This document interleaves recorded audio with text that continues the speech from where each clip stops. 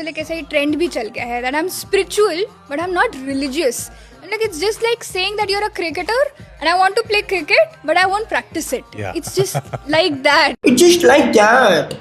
చూద్దాం, ఒక వ్యక్తి ఆధ్యాత్మికంగా ఎదగకుండా ఆపే 4-5 విషయాల్లో మొదటి విషయమే సర్కిల్.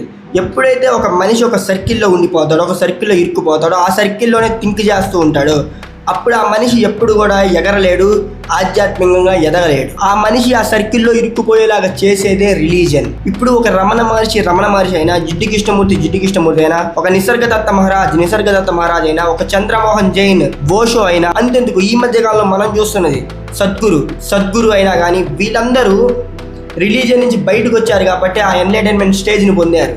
ఓకే, అంతేగాని వీళ్ళు కనుక రిలీజన్లో ఇరుక్కుపోయింటే ఎప్పుడు కూడా స్పిరిచువల్గా ఎదిగేవాళ్ళు కాదు, ఎంటర్టైన్మెంట్ అయ్యేవాళ్ళు కాదు. ఎందుకంటే ఆధ్యాత్మికత అనేది ఒక లిబరేషన్, ఆధ్యాత్మికత అనేది మెడిటేషన్, ఆధ్యాత్మికత అనేది యాక్సెప్టెన్స్, ఆధ్యాత్మికత అనేది టాలరెన్స్. ఇది మతంలో ఎప్పుడు లోపిస్తూనే ఉంటుంది. రిలీజన్ వల్ల, రిలీజియస్ పద్ధతుల వల్ల మనిషి భక్తిపరుడు అవుతాడు, ఆధ్యాత్మిక పరుడు అవ్వడు. రిలీజన్ మనిషిని డివోషనల్ చేస్తుంది, స్పిరిచువల్ చేయదు. There is a fundamental difference between spirituality and devotional. Okay, for example ఒక మనిషి పుట్టినప్పటి నుంచి ప్రతి సంవత్సరానికి ఒక 2 సార్లు ఒక పుణ్యక్షేత్రానికి వెళ్తాడంటే అతను devotional. Okay, he is not spiritual. Devotion అంటే ఏంది? వెళ్తాడు, ధనం పెట్టుకుంటాడు, ఇలా ధనం పెట్టుకుంటాడు, ఇలా ధనం పెట్టుకుంటాడు. ఇవన్నీ religious things, these are not spiritual. ఇవి ఒక రకంగా ఆధ్యాత్మికతకి అడ్డంకులు.